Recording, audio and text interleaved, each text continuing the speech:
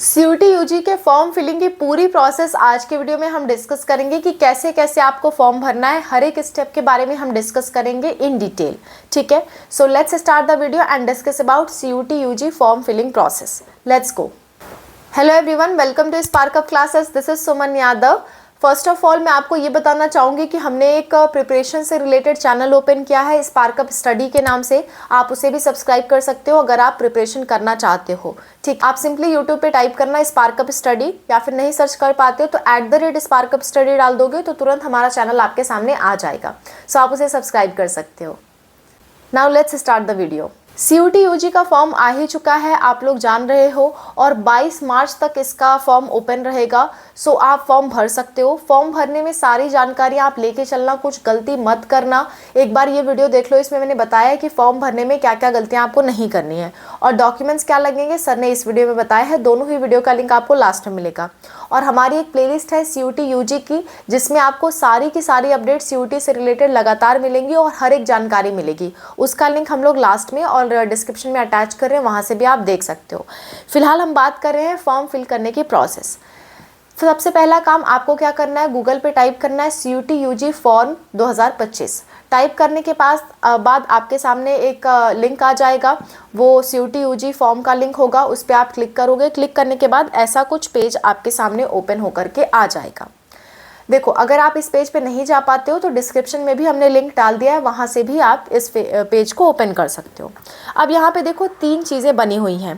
पहला चीज़ तो ये है, सो आपको ऐसा कुछ पेज नज़र आएगा जिसमें 3 आपको बॉक्सेस नज़र आएंगे। पहले बॉक्स के नीचे आपको ऑप्शन दिख रहा है डाउनलोड इन्फॉर्मेशन बुलेटिन। आप चाहो तो इन्फॉर्मेशन बुलेटिन डाउनलोड करके पढ़ सकते हो। नेक्स्ट आपको देखने को मिल रहा होगा न्यू रजिस्ट्रेशन। तीसरे पे आपको देखने को मिल रहा होगा लॉगिन। लेकिन अगर आप ऑलरेडी रजिस्टर्ड नहीं हो, मतलब इस साल आपने रजिस्ट्रेशन नहीं किया है, तो आप डायरेक्ट लॉगिन नहीं कर सकते। कोई बच्चा सोच रहा है कि हमने पिछले साल भी एग्ज़ाम दिया था तो हम डायरेक्ट लॉगिन कर लें, तो ऐसा आप नहीं कर सकते। पिछले साल का डिटेल्स इस साल वैलिड नहीं है, आपको न्यू रजिस्ट्रेशन करना होगा। सो न्यू रजिस्ट्रेशन पे आपको क्लिक करना है। क्लिक करते ही आपके सामने कुछ ऐसा पेज खुल करके आएगा जहाँ पे आपको सारी डिटेल्स लिखी होंगी कि कितनी फ़ीस लग रही है। ठीक है, और आपको सारा मतलब इंस्ट्रक्शंस दिया होगा।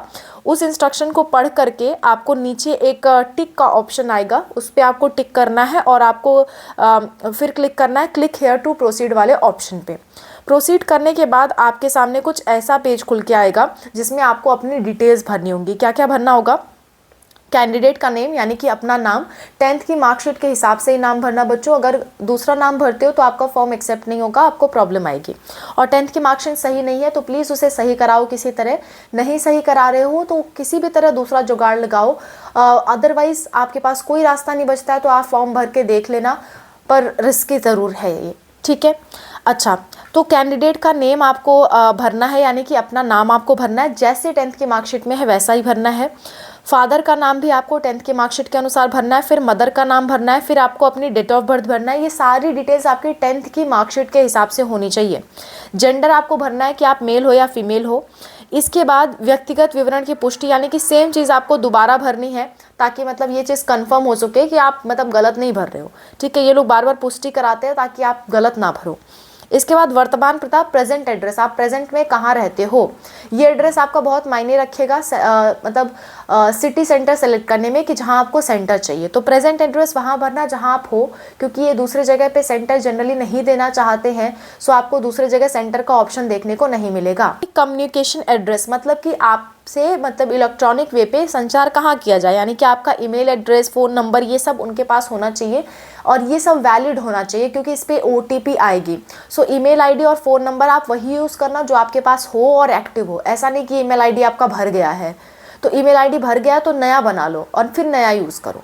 ठीक है, सो ईमेल आईडी और जो फ़ोन नंबर है वो आपको मतलब वो यूज़ करना जो आपके पास अवेलेबल हो और उस पर मैसेजेस आते हो, ताकि या OTP आए तो आप भर सको। इसके बाद परमानेंट एड्रेस आपको भरना है। परमानेंट एड्रेस मतलब होता है आपके आधार कार्ड का एड्रेस कि कहाँ से आप एक्चुअली बिलोंग करते हो। ठीक है, इसके बाद आपको पासवर्ड चूज़ करना है। पासवर्ड आप कुछ भी चूज़ कर सकते हो, सिंपल से सिंपल पासवर्ड रखना है ताकि आपको याद रहे। फॉर एग्जाम्पल मैं अगर पासवर्ड डालती तो मैं डालती कैपिटल SUMAN @123। ये सिंपल सा पासवर्ड होता है, बहुत लोग डालते हैं, आप ये डाल सकते हो, कोई प्रॉब्लम वाली बात नहीं है। एक कैपिटल लेटर इस्तेमाल करो, बाकी सब स्मॉल लेटर, एक कोई स्पेशल कैरेक्टर जैसे कि @ इस्तेमाल करो और कुछ अंक इस्तेमाल कर लो, इसमें आपका पासवर्ड बन जाता है। और ये पासवर्ड आपको याद रखना होता है जब तक आपका एडमिशन नहीं हो जाता, कहीं लिख के रख लेना। और अगर साइबर कैफ़े वालों से भरवा रहे हो फॉर्म तो प्लीज़ उनसे पूछ लेना कि वो क्या पासवर्ड डाल रहे हैं, वो पासवर्ड आप लिख के रख लेना। इसके बाद आगे बात कर लेते हैं। फिर आपको क्या सिक्योरिटी क्वेश्चन पूछा जाएगा, जैसे कि योर फेवरेट बुक या कुछ भी ऐसी चीज़ें पूछी जाएंगी, वो आपको सेलेक्ट करके कुछ भी आंसर दे देना है। मान लो आप इन केस पासवर्ड भूल जाते हो तो ये क्वेश्चन आपको पूछा जाएगा और आपको वही आंसर देना होगा जो आपने यहाँ पे लिखा हुआ है। सो इन चीज़ों को थोड़ा याद रखना।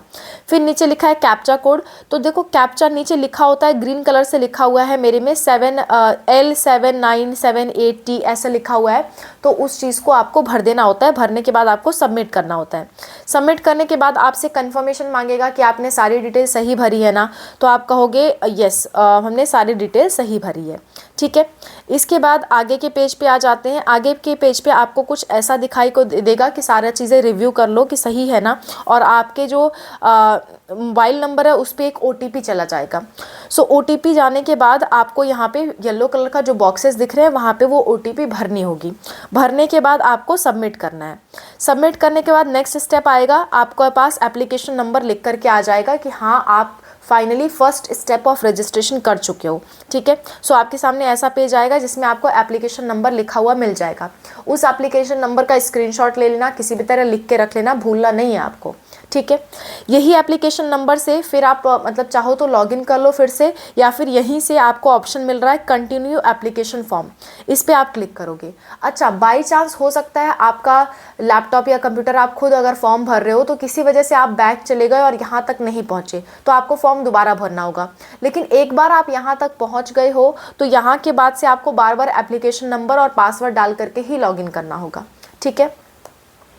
आगे बात कर लेते हैं। इसके बाद जब आप कंटिन्यू एप्लीकेशन फॉर्म करोगे तो आपके सामने इतने सारे स्टेप्स आएंगे, टोटल 10 स्टेप आएगा, जिसमें से आपका पहला स्टेप यानी कि कॉन्टैक्ट डिटेल्स कंप्लीटेड दिखाई देगा। इसके बाद आप नीचे जो लिखा हुआ है रजिस्टर पर्सनल डिटेल यानी कि सेकेंड स्टेप पे आप जाओगे तो ऐसा कुछ पेज खुल करके आपके सामने आ जाएगा। इस पेज में आपसे पूछा जाएगा अगेन कैंडिडेट नेम, ठीक है। फिर उसके बाद डेट ऑफ बर्थ, ये सब थोड़ा बहुत लिखा आएगा पहले से। इसके बाद आपसे राष्ट्रीयता पूछी जाएगी कि आप कहाँ से बिलोंग करते हो, इंडिया से हो ना तो इंडिया आपको लिखना है। फिर आप किस स्टेट से हो, स्टेट आपको लिखना है। फिर आपको कैटेगरी चूज़ करनी है कि आप किस कैटेगरी से बिलोंग करते हो, SC ST PWD जो भी कैटेगरी है उस कैटेगरी को आपको लिखना होगा। इसके बाद कैटेगरी सर्टिफिकेट का जो नंबर है वो आपको भरना होगा। लेकिन बाई चांस अगर आपका नंबर नहीं आया है तो आई have applied but awaiting the certificate, ये वाले पे आप क्लिक कर सकते हो। मान लेते हैं आपने अभी जो अपना कास्ट सर्टिफिकेट है वो बनने को दिया हुआ है और अभी आपके पास सर्टिफिकेट नहीं आया है, तो आप यहाँ पे एक ऑप्शन है कि आपके पास क्या सर्टिफिकेट है, तो आपको चूज़ कर देना no I have applied but awaiting the certificate, और अगर आपके पास है सर्टिफिकेट तो यस कर देना। फिर आपको नीचे नंबर पूछा जाएगा सर्टिफिकेट का कि उस सर्टिफिकेट का क्रमांक क्या है, उस सर्टिफिकेट का नंबर क्या है, क्योंकि जब भी आप अप्लाई करते हो तो नंबर एटलीस्ट आपको मिल जाता है, तो वो नंबर आपको यहाँ भरना होगा और किस अथॉरिटी के अंडर में आपका वो सर्टिफिकेट बन रहा है वो आपको भरना होगा, ठीक है। इसके बाद नीचे लिखा हुआ है कि क्या आप PWD कैंडिडेट हो, अगर यस हो तो यस कर देना, नहीं हो तो नो कर देना। इसके बाद फिर से आपसे अगला चीज़ पूछा जाएगा कि क्या आपको डायबिटीज़ है, अगर हाँ है तो यस करना, नहीं तो नो करना। फिर आपसे पूछेगा कि आप कहाँ से बिलोंग करते हो, अर्बन एरिया से कि रूरल एरिया से, तो आपको वो भर देना है कि आप गांव से हो कि शहर से हो। शहर मतलब अर्बन, रूरल मतलब गांव, ठीक है। इसके बाद आपके फैमिली की इनकम कितनी है, तो देखो यहाँ पे मैंने 8 लाख एंड अबव भर रखा है, तो आपकी जो भी फैमिली की इनकम हो वो आपको यहाँ भर देना है। अगर आप माइनॉरिटी हो, जैसे मान लेते हैं अगर आप मुस्लिम हो, सिख हो, ईसाई हो, जैन हो, तो ये इंडिया में माइनॉरिटी माने जाते हैं। अगर आप माइनॉरिटी हो तो आपको यस करना है, इस केस में आपको कहीं ना कहीं छूट मिलती है, ठीक है। और कौन से धर्म से हो आपको वहाँ लिखना होगा, जैसे यहाँ पे लिखा हुआ है सिख धर्म से है। फिर आपको पूछा जा रहा है कि क्या आप वार्ड ऑफ डिफेंस पर्सनल हो, यानी कि आपके पेरेंट्स क्या डिफेंस पर्सनल हैं, जैसे कि आर्मी में हैं आपके पेरेंट्स। अगर यस तो आपको यस करना है, नो तो आपको नो करना है। यस करोगे तो आपको कई जगह छूट देखने को मिलेगी। इसके बाद अगर आप NCC कोटा से हो तो यहाँ पे NCC का भी डाल सकते हो। स्पोर्ट कोटा है आपके पास तो वो भी आप डाल सकते हो।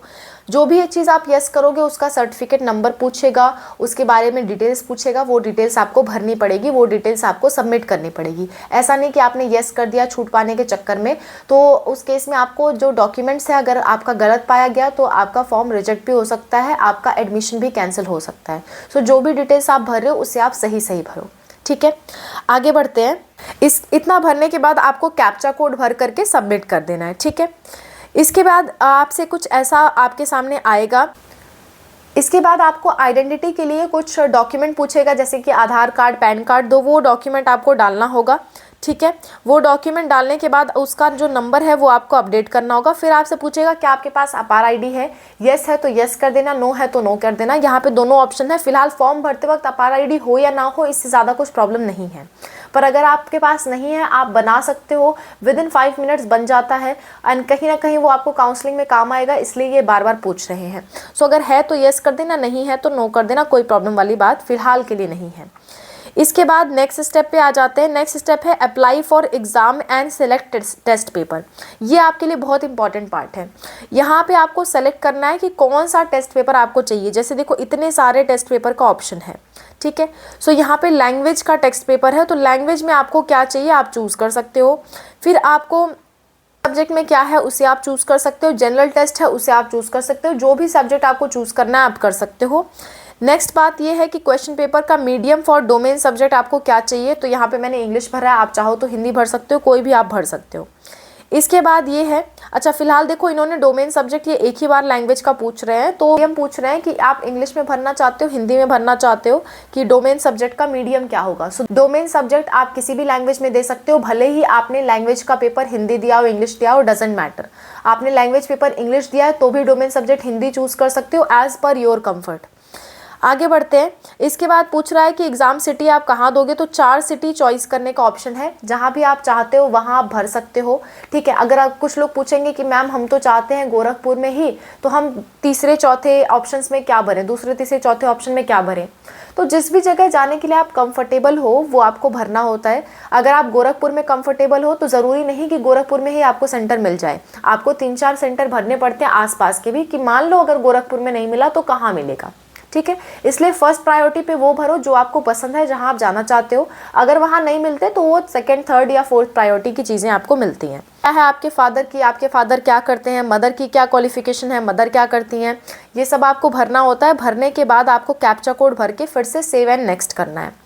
इतना करने के बाद आपके सामने एजुकेशनल डिटेल्स भरने का ऑप्शन आ जाएगा, क्वालिफिकेशंस भरने का।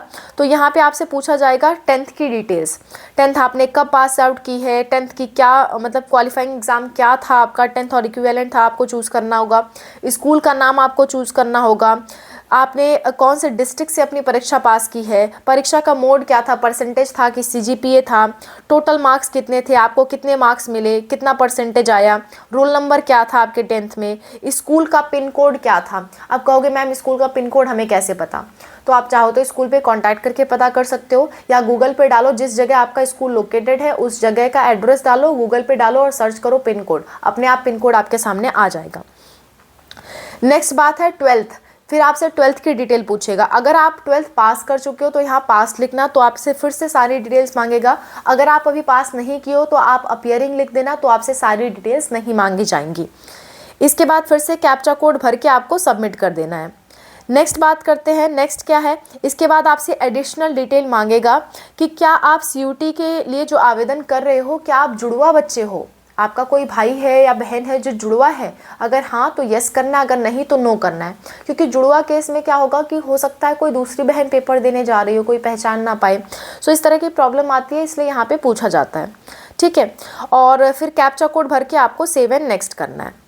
इतना करने के बाद फिर आपसे पूछा जाएगा कि इमरजेंसी कॉन्टैक्ट डिटेल बताओ, यानी कि अपने पेरेंट्स का या किसी का भी इमरजेंसी कॉन्टैक्ट नंबर बताओ, कि बाई चांस अगर आपके फ़ोन पे कांटेक्ट ना किया जा सका, किसी भी वजह से आपको कोई मेडिकल इमरजेंसी आ गई एग्ज़ाम के टाइम, तो आपको उस केस में इमरजेंसी कॉन्टैक्ट नंबर पे कांटेक्ट किया जाए। सो ये ईमेल एड्रेस और ये मोबाइल नंबर भी आपको एक्टिव चाहिए होगा, यानी कि टोटल 2 ईमेल एड्रेस और 2 मोबाइल नंबर लग रहे हैं, और इस पर भी आपकी OTP आएगी, OTP आपको भरनी होगी। भरने के बाद आपको वेरीफाई या नेक्स्ट पे क्लिक कर देना है। इसके बाद फिर डॉक्यूमेंट अपलोड करने का ऑप्शन आएगा। डॉक्यूमेंट में आपको अपना सिग्नेचर अपलोड करना है, फ़ोटो अपलोड करना है और आपका जो कैटेगरी सर्टिफिकेट है अगर बन के आ चुका है, आपने येस चूज़ किया था, तो वो आपको अपलोड करना है। अगर आप एनसीसी कोटा, पीडब्ल्यूडी या किसी कैटेगरी से बिलोंग करते हो तो वो भी सर्टिफिकेट आपको यहाँ पे मांगा जाएगा। हाँ, अभी बन के नहीं आया है, अवेटेड है, तो फिर नहीं मांगा जाएगा। आपने फॉर्म भरते वक्त जैसा चूज़ किया होगा उस हिसाब से यहाँ पे मांगा जाएगा। सो इन जनरल अगर मैं बताऊं डॉक्यूमेंट्स में क्या मांगा जाएगा, तो फोटो और सिग्नेचर मेन चीज़ है जो कि आपको मांगा ही जाएगा। कैटेगरी सर्टिफिकेट मांगा जाएगा, पर नहीं बना है तो एटलीस्ट सर्टिफिकेट नंबर आपको प्रोवाइड करना पड़ेगा। ठीक है। नेक्स्ट बात यह है कि अगर आप किसी स्पेशल कोटा से बिलोंग करते हो, एनसीसी कोटा, स्पोर्ट्स कोटा या फिर आप आर्मी कोटा से बिलोंग करते हो, तो उसका भी जो डॉक्यूमेंट है वो आपको अपलोड करना पड़ेगा। फिर लास्ट है आपका फाइनल सबमिट। इसके बाद आप फाइनल सबमिट कर दोगे। फाइनल सबमिट करने से पहले आपसे एक बार रिव्यू मांगेगा कि देख लो सारी डिटेल सही है ना, सही है तभी आप फाइनल सबमिट करना। और फाइनल सबमिट करने के बाद फिर आपको पेमेंट देनी होगी। जिस हिसाब से आपने सब्जेक्ट चूज़ किए होंगे उस हिसाब से आपको पेमेंट देनी होगी। ठीक है। अभी फिलहाल यूनिवर्सिटी सेलेक्ट करने का कोई ऑप्शन इन्होंने नहीं दे रखा है।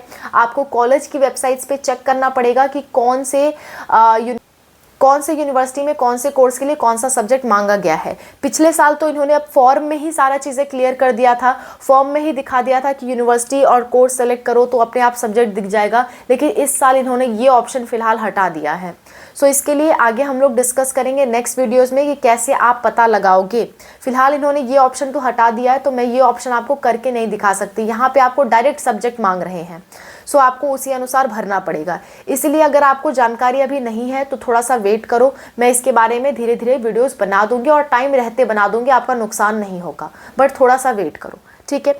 So that's all about the video. Thank you so much for watching. Wish you all the best for whatever you are going to do. Bye, take care.